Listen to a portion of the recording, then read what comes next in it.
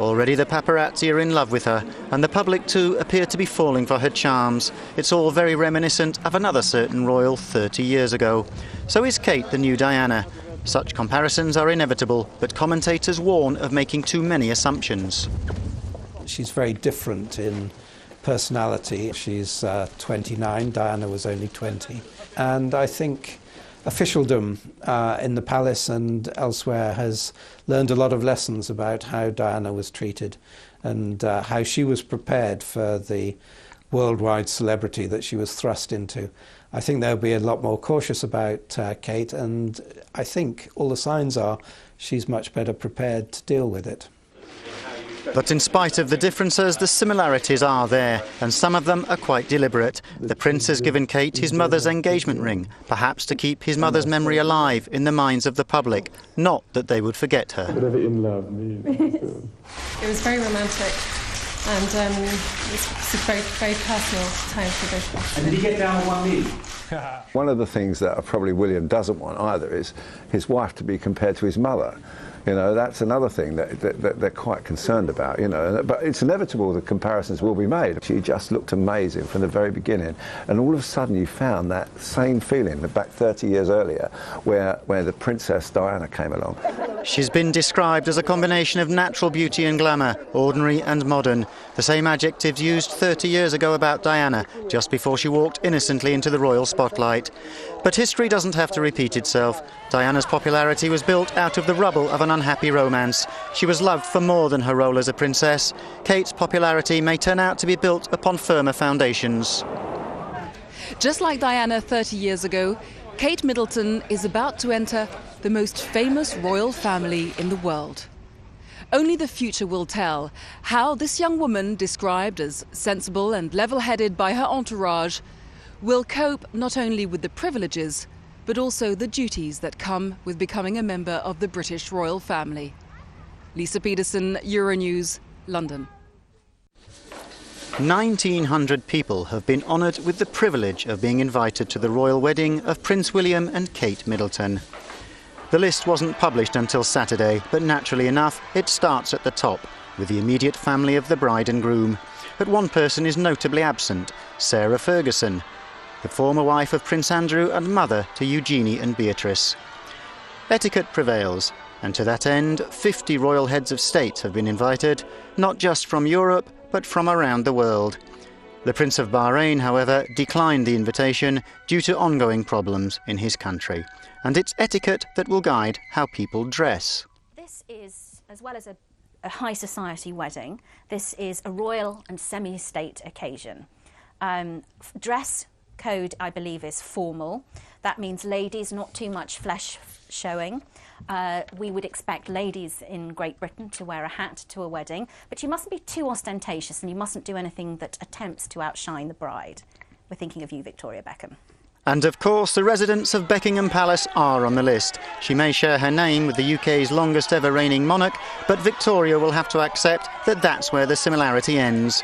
America's Princess of Pop, Madonna, is not invited, but her ex-husband, film director Guy Ritchie, will be there, as will be long-standing pop icon Elton John, once famously close to Princess William's mother, Lady Diana. Presumably the happy couple are also fans of Mr. Bean, aka Rowan Atkinson, who's also been honoured with an invite. The wedding won't be a political occasion. Nevertheless, the Prime Minister David Cameron and Deputy Prime Minister Nick Clegg are among the chosen few, as well as the leader of the Labour Party, Ed Miliband. Thank you very much. Former leaders, however, have not received invitations. But the bride and groom do want their friends to attend. As such, Prince William has invited 26 colleagues from his RAF base in Anglesey, Wales. It's a very exciting event for all of us. It was a massive surprise when that nice golden envelope dropped through the letterbox, a bit like Willy Wonka's golden ticket, really, that we're all going down to the Abbey to spend the day with him. The royal family are well known for their support for charities, so they too are represented, including Anne Chalmers, who works with families who've lost children. Her good work will surely allow her to leave the office on Friday and head for Buckingham Palace. How much of a boost has the royal wedding provided to the moribund British economy? That's the question being asked as new government figures show feeble growth so far this year after a slump at the end of last year. An influx of tourists ready to spend is being offset by a major loss of productivity, with Britons taking a day off for the wedding, one of a series of public holidays, which mean quite a few people won't be at work for a full 2 weeks. This analyst says, I think from an employer point of view, having all your employees taking holidays, 3 days of holidays off and then disappearing for an entire 2 weeks is a negative. But economy is always a self-fulfilling prophecy, so if you feel positive about it, it will be positive. At the final count, the event is expected to have generated €240 million of extra spending on travel and tourism, almost as much on souvenirs and other wedding-related merchandise, and €365 million on food.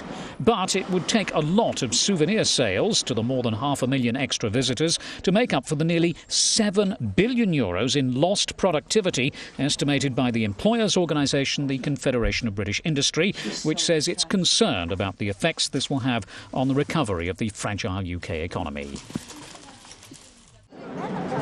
Many marriages are a gamble in some ways, but extremely few generate as many bets as Kate and William's. Britain's betting industry is expecting vast sums of money in wages between now and Friday. It's not all spontaneous, despite Britain's bet-crazy reputation. One enterprising bookmaker has been stirring up interest outside the wedding venue. And they look good. My favourite bet is the 8-1 that they will stay together. I think that will be it. I can't see the car breaking down at all, and I can't really see them parting because I think they're a good-looking couple. The odds given at one betting shop were 66-1 for the royal car having engine trouble on its way to the Abbey, and 100-1 for Kate getting cold feet at ring time. Which bet pays off the highest? The highest. The one I saw was a funny one where it says the Archbishop will drop the Bible, which is basically 33-1. It's an odd bet, but you never know, you know.